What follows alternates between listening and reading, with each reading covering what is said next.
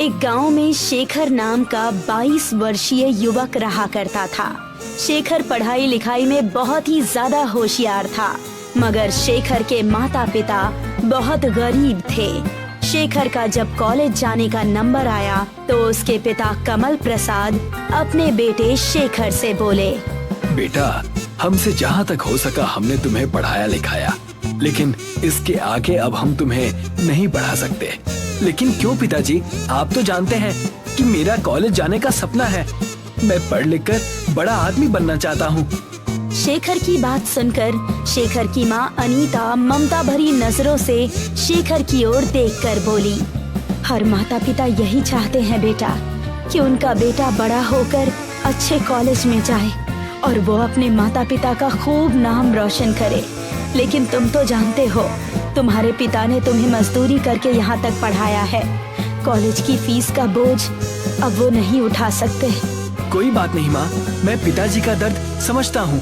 मैं जानता हूँ कि पिताजी ने एक एक रुपया जमा करके मुझे इंटर कराया है, लेकिन अब मैं बड़ा हो गया हूँ। मैंने इतनी शिक्षा प्राप्त कर ली है कि अब मैं बच्चों को पढ़ाकर अपने कॉलेज की फीस निकाल सकता हूँ। पूरे गांव में सिर्फ तुम ही ने इंटर किया है बेटा, वरना तुम तो जानते ही हो कि हमारे गांव का मुखिया किसी भी माता पिता को अपने बच्चों को पढ़ाने की सलाह नहीं देता। इस गांव में जिस किसी भी माता पिता ने अपने बच्चों को पढ़ाने के लिए सोचा तो मुखिया ने हमेशा उनके कान भर दिए। तुम्हारी माँ सही कह रही है बेटा। अरे लोग तो शिक्षा के फायदे बताते हैं, लेकिन हमारे गांव का मुखिया तो शिक्षा के नुकसान बताने बैठ जाता है। बोलता है कि पढ़ने लिखने के बाद लोग बेकार हो जाते हैं, वो किसी काम के नहीं रहते। मेहनत करने से फिर वो दिल चुराने लगते हैं और मजदूरी करने में उन्हें शर्म आने लगती है। बेटा, मैं चाहती हूँ कि अब तुम अपने पिता के काम में हाथ बटाओ। तुम्हारे पिता अब बूढ़े हो चुके हैं। आपको क्या लगता है माँ कि मैं नहीं चाहता कि पिताजी आप आराम से बैठे? लेकिन आप ही बताइए, आप क्या चाहती हैं? क्या मैं भी पिताजी की तरह मजदूरी करूं? नहीं माँ, मैं कुछ अलग करना चाहता हूँ। इतना कहकर शेखर वहाँ से चला गया। कमला प्रसाद अपनी पत्नी की ओर देखते हुए बोले, कोई बात नहीं, वो कुछ अलग और नया करना चाहता है तो इसमें गलत क्या है? मेरा मन कहता है कि मेरा बेटा कुछ न कुछ बड़ा करेगा। अगले दिन शेखर अपना बैग पैक करके शहर जाने की तैयारी करने लगा। कहाँ जा रहे हो शेखर? मैं शहर जा रहा हूँ माँ। शहर में मेरा दोस्त नितिन रहता है। मैं उसके साथ उसके कमरे में रह लूंगा और वहाँ पर मुझे ट्यूशन पढ़ाने के लिए बहुत सारे बच्चे भी मिल जाएंगे। आप दोनों चिंता मत कीजिए और जैसे ही सब कुछ सही हो जाएगा मैं हर महीने आप लोगों को मनी ऑर्डर भेजता रहूंगा। इतना कहकर शेखर घर से निकल गया। शेखर बस स्टैंड पहुंचा ही था कि तभी वहाँ पर गांव का मुखिया टहलते हुए आ गया। शेखर को देखकर मुखिया मजाक उड़ाने वाले अंदाज में शेखर से बोला, क्या हाल है शेखर? कहाँ जाने की तैयारी है? मैं शहर जा रहा हूँ मुखिया जी। हाँ, मैंने सुना है कि तुम शहर में जाकर कॉलेज में पढ़ाई करना चाहते हो। तुम नई पीढ़ी के बच्चों में शर्म नाम की कोई चीज तो बची नहीं है। पिता मजदूरी करते करते बूढ़ा हो गया है, उसका हाथ बटाने की बजाय शहर में मौज मस्ती करने जा रहे हो। अपनी हद में रहिए मुखिया जी। आप क्या चाहते हैं कि मैं भी पिताजी की तरह जीवन भर मजदूर की तरह जीवन व्यतीत कर दूं? मैं अपनी आने वाली पीढ़ी को इन मुसीबतों का सामना नहीं करने दूंगा। इतना कहकर शेखर बस में चढ़ गया और कुछ ही घंटे में वो शहर पहुंच गया। शहर में वो अपने दोस्त नितिन के पास पहुंचा ही था कि उसे अचानक देखकर नितिन चौंक गया। क्या बात है शेखर, तुम अचानक यहाँ कैसे? शेखर ने सारी बात नितिन के सामने रख दी। मुझे ये कहते हुए अच्छा तो नहीं लग रहा है, लेकिन मैं तुम्हारी मदद नहीं कर सकता क्योंकि मेरा रूम पार्टनर 2 दिन के बाद यहाँ पर आ जाएगा। कोई बात नहीं, मैं यहाँ जमीन पर बिस्तर बिछाकर सो जाया करूँगा। वैसे भी तुम और तुम्हारा रूम पार्टनर तो कॉलेज में चले जाते हैं। मैं सुबह और शाम बच्चों को ट्यूशन पढ़ा दिया करूँगा और तुम्हारे साथ कॉलेज चला जाया करूँगा। आई एम सॉरी शेखर, ये बातें कहने में अच्छी लगती हैं, लेकिन सच ये है कि 3 लोग एक रूम में एडजस्ट नहीं कर सकते हैं। तुम्हें यहाँ से जाना होगा और वैसे भी तुम्हें अपने माता पिता को गांव में अकेला छोड़कर यहाँ नहीं आना चाहिए था। जाओ, जाकर उनके साथ मजदूरी करो। शेखर मुंह लटकाकर वहाँ से चला गया और फुटपाथ पर बैठकर सोचने लगा। अगर गांव वापस चला गया तो सभी लोग मेरा मजाक उड़ाएंगे। समझ में नहीं आता कि अब मैं क्या करूं, कहाँ जाऊं। शेखर काफी देर तक गहरी सोच में गुम रहा। कुछ देर बाद एक बूढ़ा व्यक्ति शेखर के पास आकर बोला, मैं काफी देर से देख रहा हूँ कि तुम फुटपाथ पर अकेले बैठे हुए हो। कोई परेशानी है तो मुझे बताओ। शेखर ने जब उस बूढ़े को देखा तो उसे उनमें अपने पिता की झलक नजर आई। शेखर ने सारी बात उस बूढ़े व्यक्ति को बता दी कि किस तरह उसके दोस्त नितिन ने उसे अपमानित करके रूम से निकाल दिया। तुम ये क्यों सोचते हो कि तुम पढ़ लिख कर ही बड़े आदमी बन सकते हो? आजकल जमाना बहुत बदल गया है। मैं आपकी बात का मतलब नहीं समझा। ये सच है कि शिक्षा बहुत जरूरी है, लेकिन उससे भी ज्यादा सच ये है कि इस देश में जितने भी बड़े बिजनेसमैन और बड़ी बड़ी कंपनी के मालिक हुए हैं, उन सब ने बहुत कम पढ़ाई लिखाई की थी। मेरी एक पिज्जा की दुकान है। तुम चाहो तो मेरी दुकान पर काम कर सकते हो और रात में मेरी दुकान पर रुक भी सकते हो।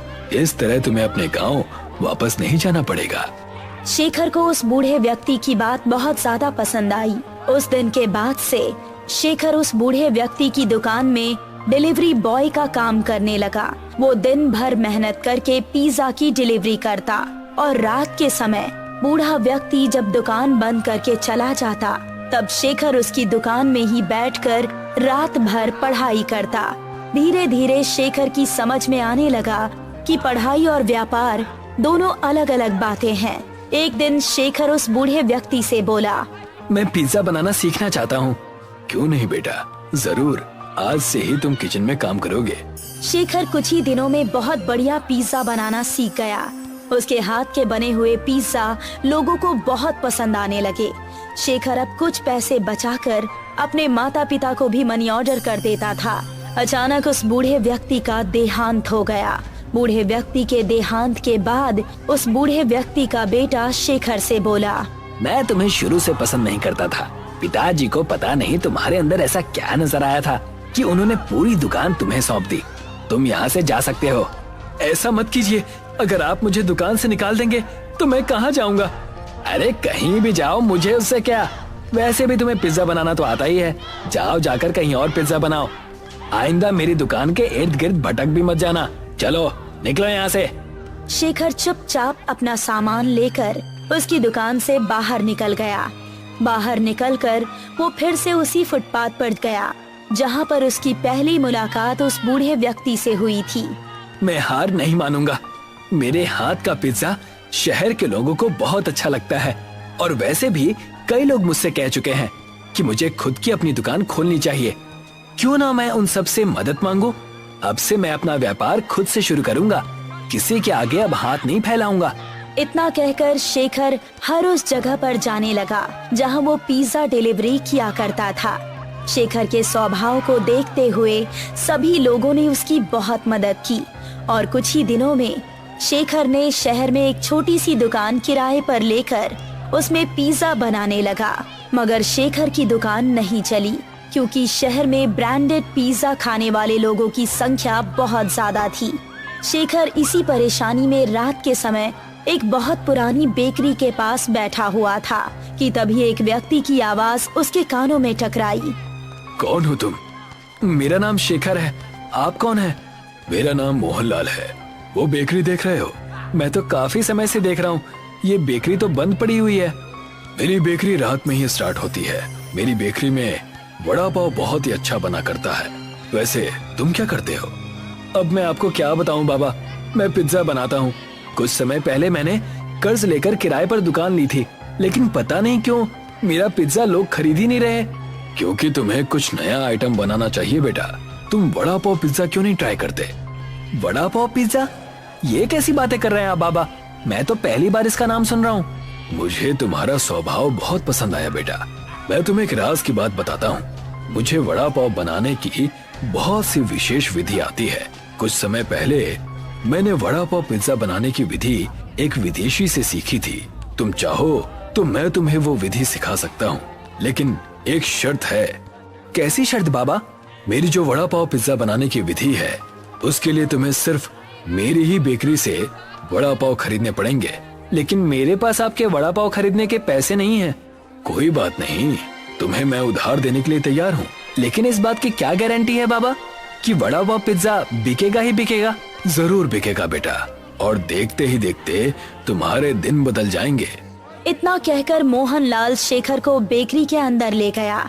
शेखर ने देखा कि बेकरी अंदर से बहुत बड़ी बनी हुई थी, पर वहाँ पर एक भी मजदूर काम नहीं कर रहा था। सिर्फ मशीन ही काम कर रही थी, जो कि ऑटोमेटिक तरीके से वड़ा पाव बनाकर तैयार कर रही थी। बाबा, यहाँ तो कोई मजदूर नहीं है और इतनी बड़ी मशीन की आवाज तो बाहर लग ही नहीं रही। ये ऑटोमेटिक मशीन है बेटा, कुछ समय के बाद तुम्हें सब समझ में आ जाएगा। मोहनलाल बेकरी के अंदर शेखर को वड़ा पाव बनाने की विधि समझाने लगा। कुछ ही देर में शेखर की समझ में आ गया। शेखर बहुत सारे वड़ा पाव लेकर अपनी दुकान पर गया और सुबह तक उसने सारे वड़ा पाव पिज्जा बनाकर तैयार कर दिए, जिनकी सुगंध दूर दूर तक जा रही थी। एक बाइक सवार युवक जो कि वहाँ से गुजर रहा था, अचानक शेखर की दुकान के सामने बाइक रोककर खड़ा हो गया। यहाँ तो बहुत अच्छी सुगंध आ रही है। ये वड़ा पाव पिज्जा की सुगंध है। मैं तो इस तरह के पिज्जा के बारे में पहली बार सुन रहा हूँ। लाओ जरा मुझे भी टेस्ट कराओ। शेखर ने एक वड़ा पाव पिज्जा उसे दे दिया। पिज्जा खाकर वो युवक खुशी से उछल पड़ा। यकीन मानो, मैं पिज्जा खाने का बहुत ज्यादा शौकीन हूँ, लेकिन इतना लजीज पिज्जा मैंने पहले कभी नहीं खाया। ये वड़ा पाव पिज्जा है सर, क्या आपको पसंद आया? मुझे बहुत ज्यादा पसंद आया। मैं एक न्यूज रिपोर्टर हूँ, तुम्हारे वड़ा पाव पिज्जा की तारीफ टीवी पर जरूर करूँगा। इतना कहकर वो वहाँ से चला गया। कुछ ही दिनों में देखते ही देखते शेखर का वड़ा पाव पिज्जा प्रसिद्ध होने लगा। अब शेखर ने अपना खुद का एक बहुत अच्छा मकान शहर में ले लिया था। शेखर ने अब MBA कंप्लीट कर ली थी, मगर अब उसका पूरा ध्यान अपने वड़ा पाव पिज्जा के बिजनेस की ओर था। कुछ समय बाद एक कंपनी का मालिक शेखर के पास आकर बोला, मेरा नाम एडवर्ड है, मैं अमेरिका में रहता हूँ। मैंने तुम्हारे वड़ा पाव पिज्जा की तारीफ बहुत सुनी है। मैं चाहता हूँ कि आज से ही तुम अपने वड़ा पाव पिज्जा की ब्रांच अमेरिका में भी खोलो। सच तो ये है कि मैं तुम्हारे साथ पार्टनरशिप करना चाहता हूँ। ये तो मेरे लिए बहुत ज्यादा खुशी की बात है। शेखर ने एडवर्ड के साथ पार्टनरशिप कर ली और देखते ही देखते शेखर का वड़ा पाव पिज्जा वर्ल्ड में फेमस होने लगा। कुछ दिनों बाद शेखर को बेस्ट बिजनेसमैन का अवार्ड भी मिला। उस अवार्ड के मिलने की खुशी में शेखर के माता पिता गांव के मुखिया के साथ शेखर के पास पहुँचे। वैसे तो मुझे शुरू से ही यकीन था कि तुम कुछ अलग और बड़ा ही करोगे। मुझे अपनी आंखों पर विश्वास नहीं हो रहा मेरे बेटे कि तू इतना बड़ा आदमी बन गया। तुम्हारे पिता बिल्कुल सही कह रहे हैं बेटा। मुझे खुशी है कि तुमने उस वक्त मेरी बात नहीं मानी। अगर तुम मेरी बात मान लेते तो तुम भी अपने पिता की तरह एक मजदूर ही रहते।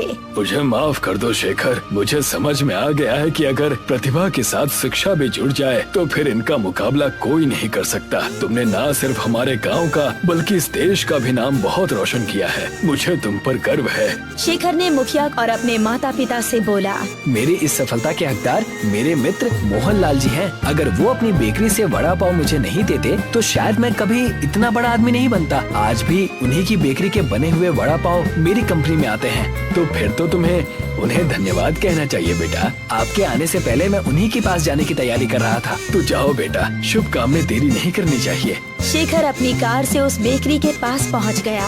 वो काफी दिनों बाद बेकरी के पास आया था। मोहनलाल ने काफी दिनों से शेखर से पेमेंट भी नहीं मांगी थी, मगर शेखर ने देखा कि उस बेकरी के पास कोई भी मौजूद नहीं था।